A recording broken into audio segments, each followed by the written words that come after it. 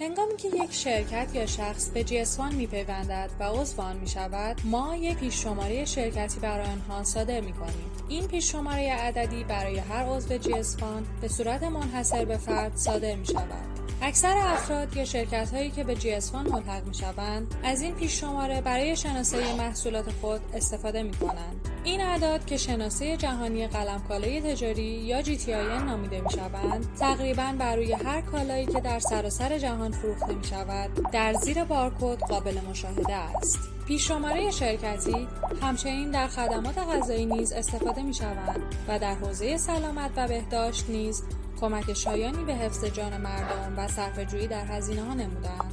شما می توانید از پیش شماره‌های شرکتی برای شناسایی بسته‌بندی محصولات خود نیز استفاده کنید و شماره‌هایی برای شناسایی پالت‌ها و واحدهای لوجستیکی نیز ایجاد نمایید و از آنها برای ردیابی محصولات خود استفاده کنید. همچنین پیش شماره شرکتی قابلیت استفاده برای شناسایی دارایی‌ها و مراقبت‌های بهداشتی را دارد و مراقبت از بیمار را بهبود می‌بخشد. این شماره‌ها تقریباً در تمامی کشورهای دنیا استفاده می‌شوند. GS1 از سال 1974 این شناسه یکتا را ارائه نموده است و تنها با مجوز GS1 می‌توان منحصر به فرد بودن آن را تضمین نمود.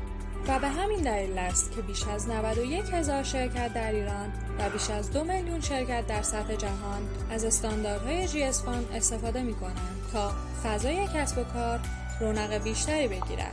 برای اینکه بدانید GS1 چگونه کسب و کار شما را بهبود می‌بخشد، با ما تماس بگیرید.